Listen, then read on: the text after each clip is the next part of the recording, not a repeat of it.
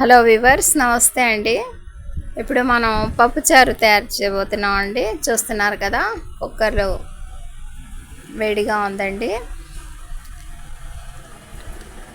కొద్దిపాటి చింతపండు రేకల్ని నానబెట్టుకున్నాం అండి.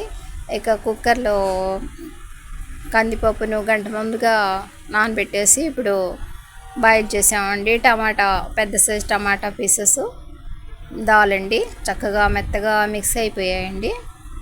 ఇక ఇప్పుడు మనం అందులో రెడ్ చిల్లీ పౌడర్, కొద్దిగా చింతపండు పులుసు అది యాడ్ చేద్దామండి. మన మిక్స్ అయిపోయిన దాల్ని చక్కగా మెత్తగా గ్రైండ్ చేసుకున్నామండి. చూస్తున్నారు కదా, ఇప్పుడు అందులో మనం టామరెడ్ జ్యూస్, అదేనండి చింతపండు పులుసుని యాడ్ చేసామండి. వెరీ సింపుల్ ప్రాసెస్తో ఇప్పుడు మనం పప్పుచారుని తయారు చేస్తున్నామండి మా మెథడ్తో. కొద్దిగా పసుపు యాడ్ చేసామండి, రెడ్ చిల్లీ పౌడరు, చింతపండు పులుసు, పసుపు అండి. ఇక ఉప్పు కారం హెచ్చు తగ్గులు చూసుకొని వీటిని, ఈ పప్పుచారుని ఇప్పుడు మనం బాయిల్ చేసుకుందామండి. చూస్తున్నారు కదా, మరి కాస్త పులుపు కావాలనిపించిందండి, అందువల్ల కొద్దిగా యాడ్ చేసామండి. ఇక ఇందులో కర్రీ లీవ్స్, పెద్దుల్లిపాయ పీసెస్తో ఈ పప్పుచారుని చక్కగా మరిగిద్దామండి. చూస్తున్నారు కదా, కర్రీ లీవ్స్, పెద్దుల్లిపాయ పీసెస్ అండి,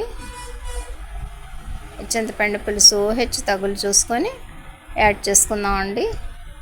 BB Asia multiplus long and shorts channel అండి.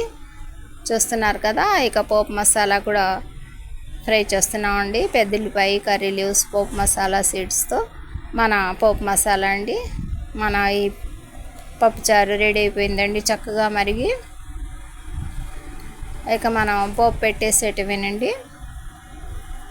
కొద్దిగా కలర్ చేంజ్ అయ్యాక ఈ పోపు మసాలాలో పప్పుచారుని యాడ్ చేసేద్దామండి.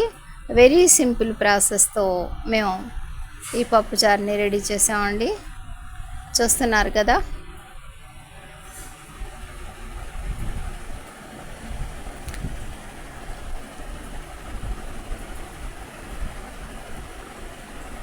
పోపు మసాలా చక్కగా ఫ్రై అయిందండి. ఇప్పుడు అందులో మనం పప్పుచారుని యాడ్ చేసేద్దామండి. మా వీడియోని లైక్ చేయండి వ్యూవర్స్. బై.